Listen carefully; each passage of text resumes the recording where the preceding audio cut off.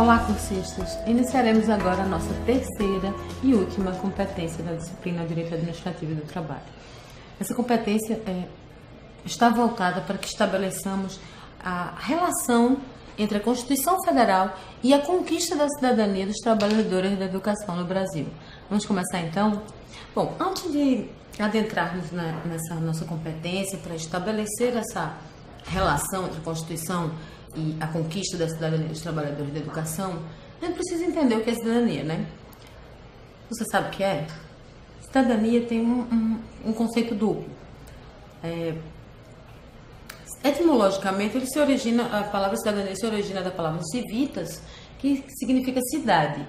E a pessoa é cidadão somente pelo fato de estar inserido dentro de uma cidade, ou seja, de uma sociedade politicamente organizada. Esse é o conceito, inclusive, de cidadania formal. Então, o fato de eu nascer no Brasil significa que eu sou cidadã brasileira. Essa é uma cidadania formal, tão somente pelo fato de eu ter nascido aqui no Brasil, estar inserida nessa sociedade.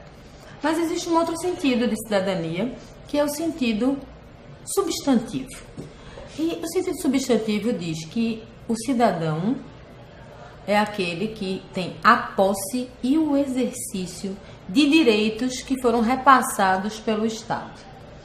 Então, se eu tenho a posse e o exercício de direitos, eu sou cidadão efetivo, não só cidadão formal, cidadão também no sentido substantivo.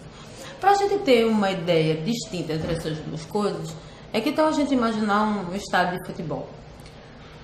Todos os torcedores que estão lá aplaudindo, ou criticando, vaiando, são cidadãos formais. Não jogam o jogo, não exercitam os direitos. Só torcem, só estão ali, criticando e aplaudindo. Quem está jogando o jogo?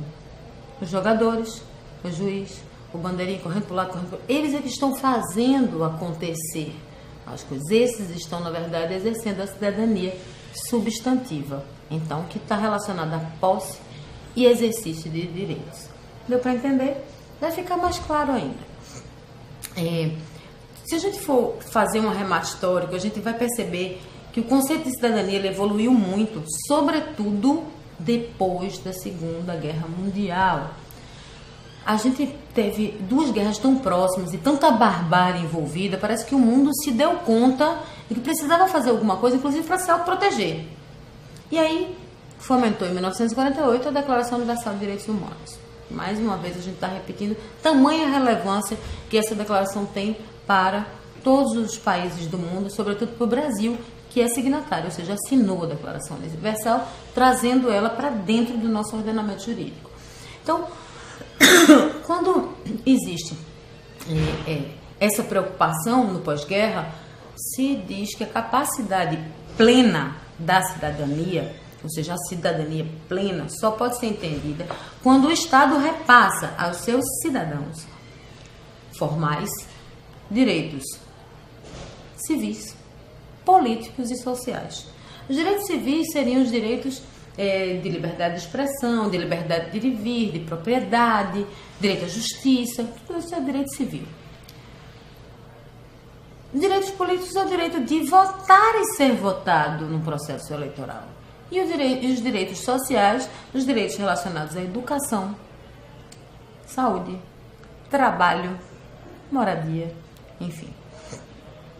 Então, esses direitos tinham que ser dados e garantidos pelo Estado, e isso foi propugnado pela Declaração Universal de Direitos Humanos. O Brasil trouxe isso para o ordenamento jurídico, e aí a educação no Brasil virou um dever do Estado.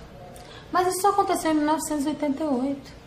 Não aconteceu só porque o Brasil assinou lá em 48, não. O Brasil assinou e teria que implementar políticas através das quais o direito à educação não fosse só um direito declarado. Ah, você tem o direito, mas eu não preciso fazer nada para você obter esse direito. Com o ingresso da educação na seara dos direitos sociais, previstos no artigo 6º da Constituição Federal, o Estado tem a obrigação de dar concretude, de materializar esse direito para o seu cidadão. Então, a gente tem uma evolução histórica das constituições brasileiras que mostram, ora a educação numa posição mais elevada ou mais evoluída, e ora processos de involução. Se vocês observarem no quadro ao lado, nós temos a Constituição de 1824, uma Constituição boa, onde, até pela época, né, que se vivia, onde se preocupou com uma gratuidade do ensino primário e se criou colégios e universidades.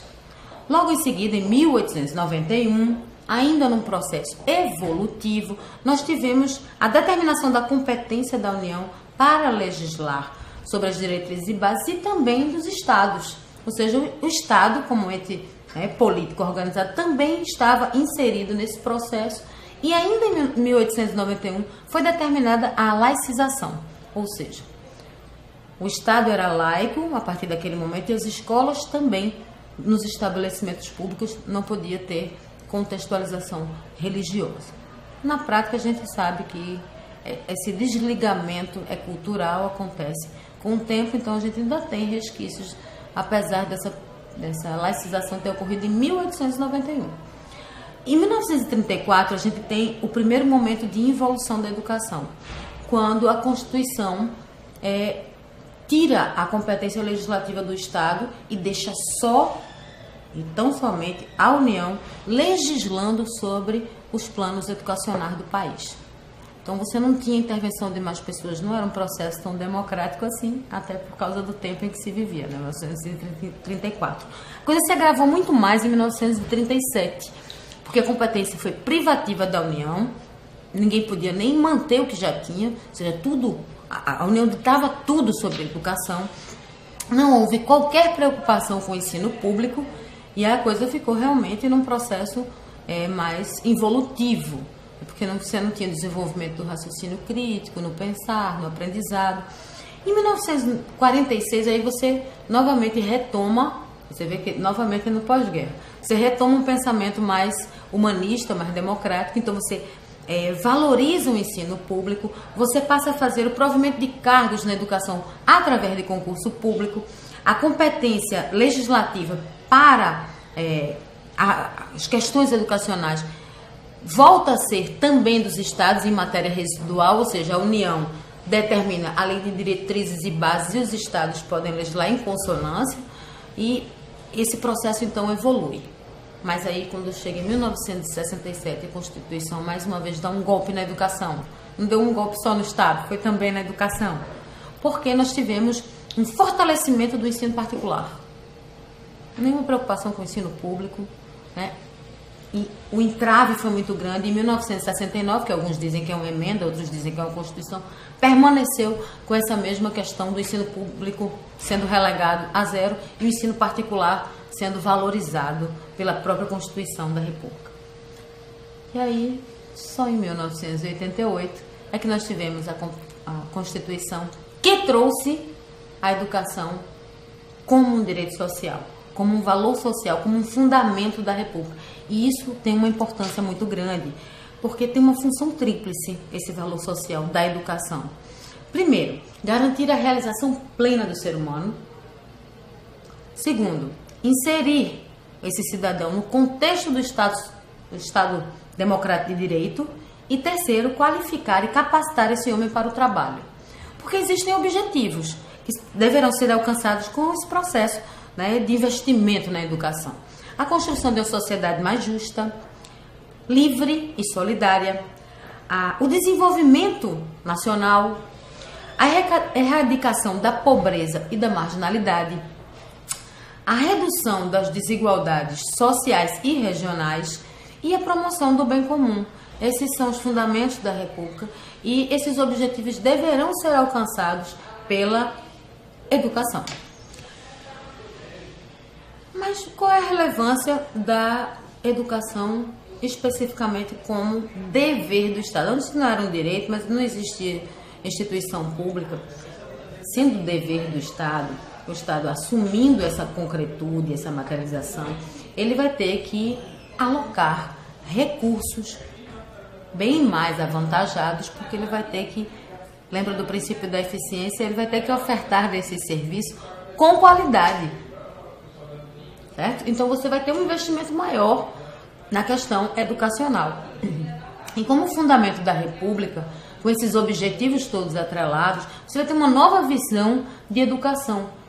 A escola passa a ser um grande celeiro, onde não só o docente, o discente tem valor. Vai ter que se congregar a estrutura escolar, a estrutura do ambiente educacional, toda a base da sociedade. Então serão convocados a esse processo outros atores sociais, como os pais dos alunos, a sociedade que circunvizinha a escola, os locais de trabalho. A escola passa a ter uma nova cara, uma nova roupagem de ator social transformador, né, nesse processo de evolução no Estado Democrático de Direito.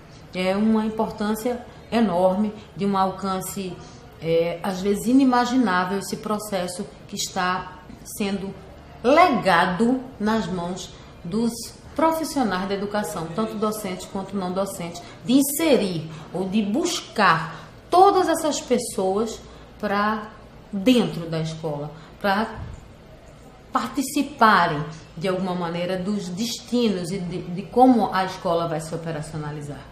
Então, mas em relação aos ganhos dos trabalhadores especificamente, o que a gente pode destacar? A gente pode primeiro destacar a questão da criação do conceito de educação básica. Educação infantil, ensino fundamental e ensino médio como indissociáveis nesse contexto de educação. Não só gratuidade do ensino primário, não, agora os três, né? As três fases do desenvolvimento humano contemplada e ofertada com qualidade pelo Estado.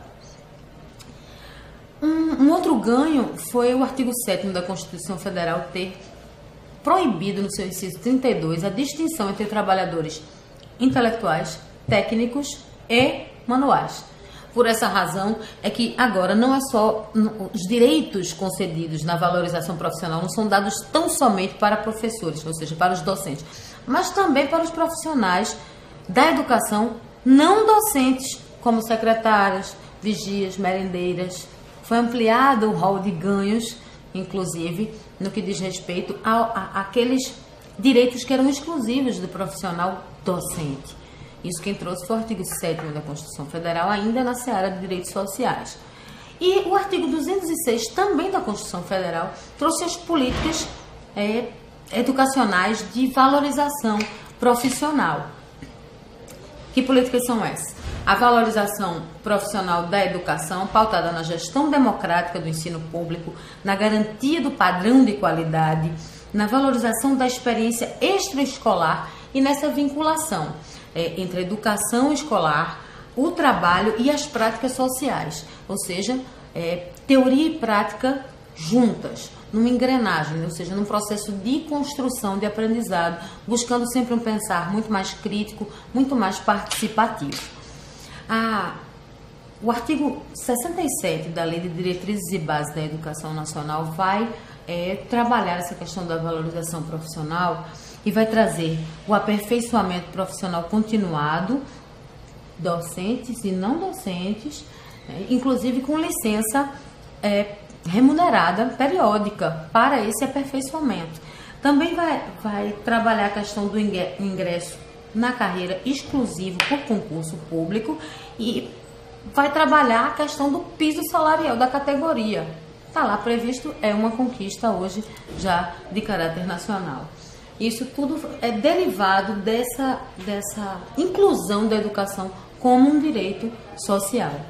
A Confederação Nacional dos Trabalhadores em Educação, a CNTE, ela tem isso no seu estatuto, já mesmo no artigo 2º, revalorização salarial, profissionalização, tanto em nível superior como em cursos técnicos, e também uma sindicalização maciça que é para tentar não sofrer aqueles períodos de involução que vimos lá quando fizemos o arremate histórico das constituições brasileiras.